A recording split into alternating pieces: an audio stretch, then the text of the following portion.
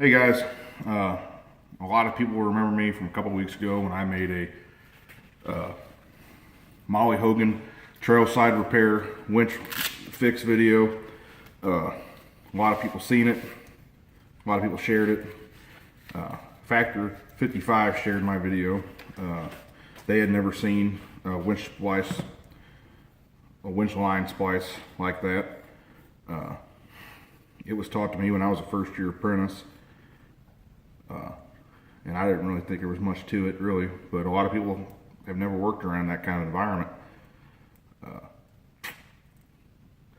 And it could be a great pinch to help you, or a great fix to help you if you're in a pinch, rather.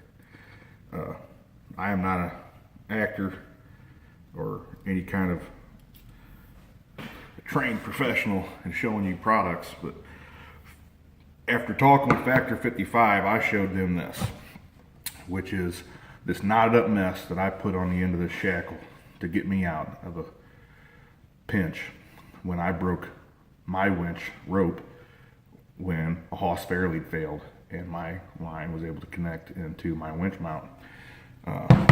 They hooked me up with some of their products. First thing is this Fast FID that they sell. It's got this Chinese finger on here. It's got a tape measure laser engraved into it, along with the recommended bearing lengths of the rope back into itself, such as this is 3/8, so we go from 20 to 27 inches. It is a great way to fix synthetic line if you're in a quick pinch. They sell this thing for about 45 bucks. Before I even begin showing you how to splice, I went through this a couple times in practicing because I had never spliced synthetic before. I watched a lot of videos the last few years about doing it. Never got around to even trying it. I've seen guys use tape. I've seen them use Bic pens or pencils or an actual FID tool that you stick the rope in. It doesn't actually bind itself to the rope. You just kind of stick it in the end, and every time you make a new splice, it comes apart from the FID. One thing I've noticed in all of those videos is that they're always in a closed environment, well, such as I'm in, but they always have brand new winch rope. I dove right in. I watched a few videos, so that looks pretty easy to me. I dove in, and my first attempt was a complete failure. The FID tool got bound up on the inside of the rope. It was so bound up I couldn't get it to go in or out. I ended up cutting the entire length of the rope to get the tool back out. So I have a couple pointers before you guys ever attempt this. Number one, you're running, same as me and all my buddies, old, wore out, flattened, tight winch line. It fights you. It fights you every bit of the way. It doesn't want to slide together. It doesn't want to have the FID tool slide right up inside of it. So first things first is you need to take this line and you need to bunch it up and you need to massage it and soften it all up, because as you can see back here, it's really tight. It doesn't want to bunch up. It just wants to move around. Last thing it wants to do is open up, like you see all the new winch line doing. So if you really sit here and work it and squish it around and get it malleable, that'd be your first step. Second thing, take your core. You're gonna take your FID tool and work it in there, open up a hole, take your core, pull it out a little bit, snip it off, pull it out of there, throw it away. This core runs the whole length of the rope. If you don't get rid of it, it will bind up around your FID tool and ruin your day. My second attempt, I did not get rid of the core because I didn't know to. And it got wrapped around my FID tool and it fought me all the way through. I was still able to make the splice, but to make your life easy, get rid of that core. All right, so let's do a splice. I'm going to show you a deep berry splice. It doesn't require any tools other than the Fast FID. If you break your line on a trail, you pull this thing out of your glove box and go ahead and make your quick splice. You're going to go through the middle of your line, leaving yourself with about a 2-foot tail according to the measurement on the FID. Pull that sucker right through, and then you're going to go right back through a little lower in the line and pull it around. Now, if you run a thimble, you would put that on before you did this. I'm running a rope spool that Factor 55 hooked me up with, and I'll just tighten that rope right down on that thing, and then again pull that through, and that locks this line to the other line. And now that you have that done, you're going to bury your line. It works pretty simple. You work that FID tool, you'll bunch up your line, and if you get this stuff workable, it'll work just like new line, and this thing will almost just fall right through.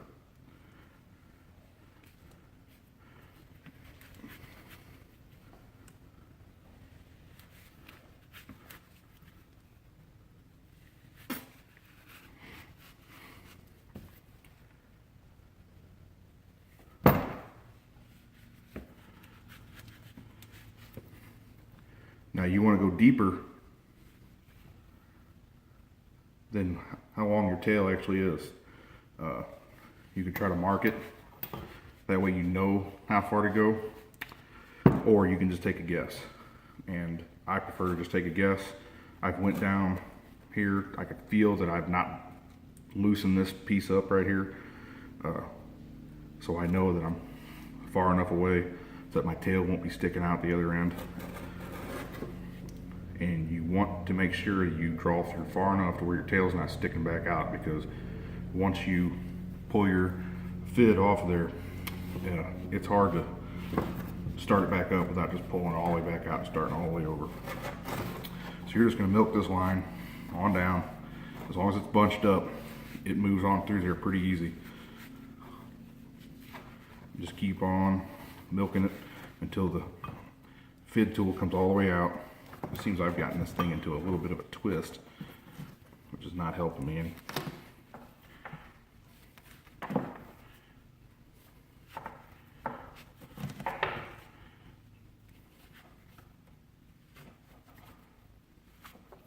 All right, pull the tail out.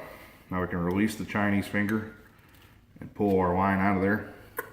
Put that back in the glove box.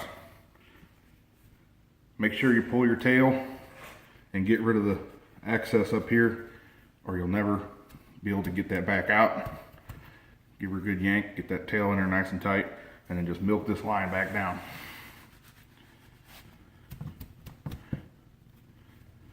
Just as good as factory.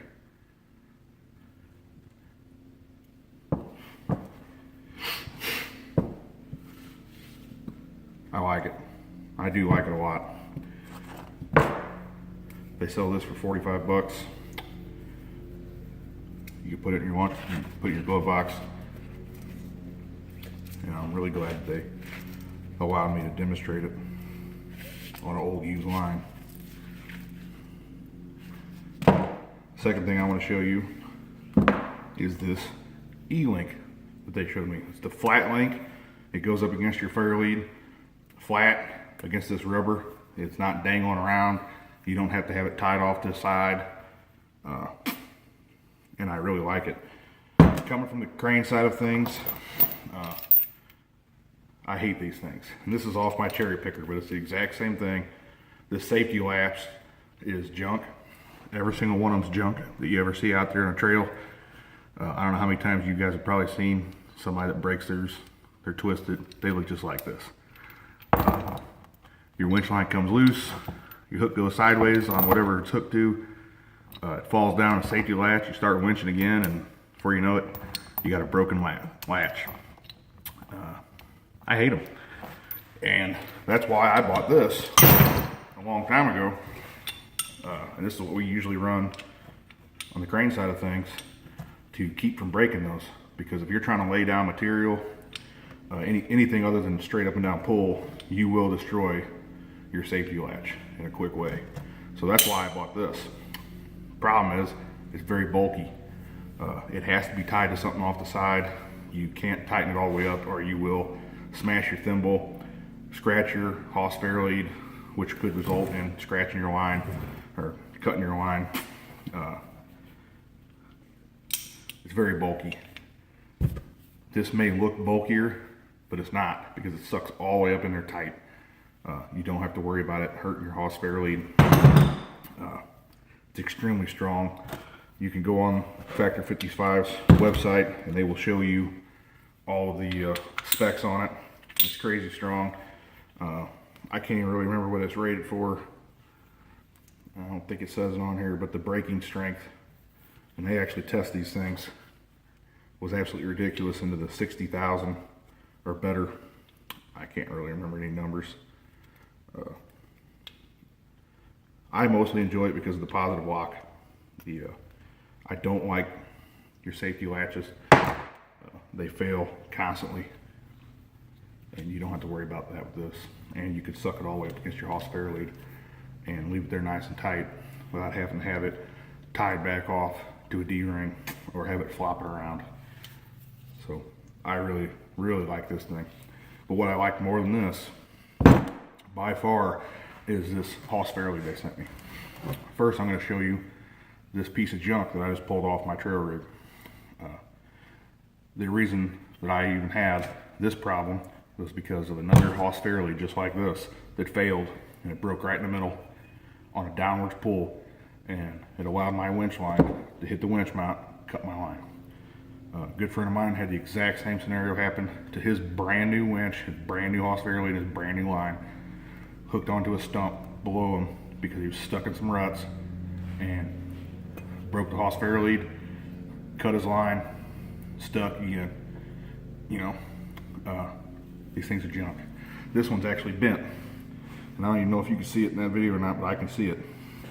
And I haven't even hardly used this for probably 5 or 6 pulls, and it's already bent.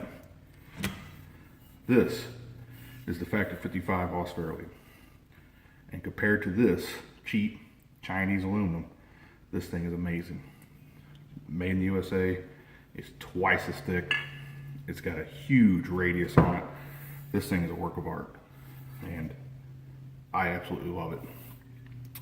Combined with the E-link, when it's on there flat like this, you don't have to worry about scratching it. You don't have to worry about bending this thing. It's all made in the United States, which I'm a big fan of. And coming from one of the cheapest guys you'll ever meet, as far as in the, doing stuff in the off-road, this is worth the extra money, because it's going to save your expensive winch line over and over again. Get rid of this Chinese junk and buy a real Hawse fairlead. I absolutely love it.